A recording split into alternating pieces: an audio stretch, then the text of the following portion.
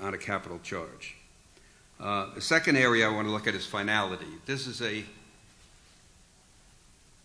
area that I think is particularly egregious under American law. The United States Supreme Court,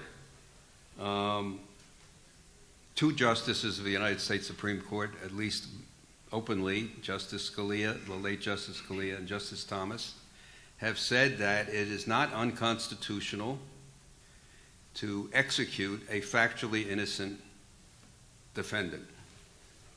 That all that the Constitution demands and all that the federal courts can do is determine whether the trial of the defendant, the trial or trials of the defendant, were fair and had no constitutional error. A friend of mine, who's a member of the AHLJ, is on the Supreme Court of Missouri.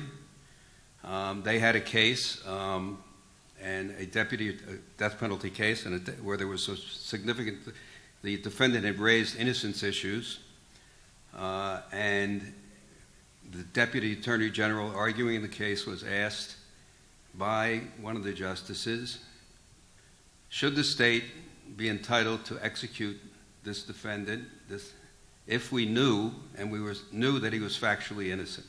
And the answer was yes, because the state is entitled to finality. If there's no constitutional error, the state is entitled to finality. There is no such idea in Jewish law of finality, and one of the attachments that I included is from Mishnah 1 in Sanhedrin chapter 6, and I'll just read it to you. The scene for this is the defendant who has been found guilty of a capital crime is being taken to the place of execution to be executed. When the trial is completed, the condemned is led forth to be stoned. The place of stoning was outside of the court, as it says, "Bring out him that has cursed." A man was stationed at the door of the court with the handkerchiefs at his hand, and a man on a horse was stationed at a distance within sight of him.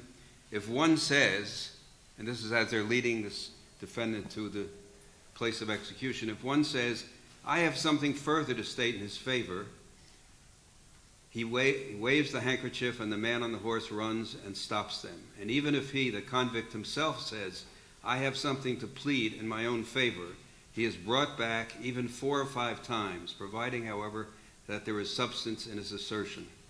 If they then find him innocent, they discharge him. So there is no real notion of finality, and I believe, or I argue, in Jewish law. As someone's being led to the death, to the place of execution, he can say, "I've got more evidence." Call off the execution, bring them back. The effort, I think, everything that what permeates Jewish law and on the death penalty and on capital punishment is what you were suggesting, Sam. There's this enormous reluctance to have capital punishment and to use it, and this is illustrated by this lack of finality. Whereas in American law, we have that finality. And we know that innocent people have been executed. Now, the courts say, the Supreme Court has said,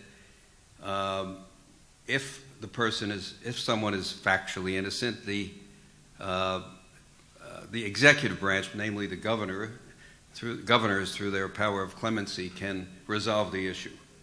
Well, we know that governors are politicians, number one. We know that almost all clemencies, when they do occur, happen near the end of the governor's term, just as he or she is leaving office. So that's a very weak instrument to rely on. So I think this idea of lack of finality, that we're always open, that the courts should always be open to more evidence if it's available and not use rigid procedural notions to keep that evidence out and to even boldly say, yes, we know he's innocent, but the state is entitled to finality, execute that individual.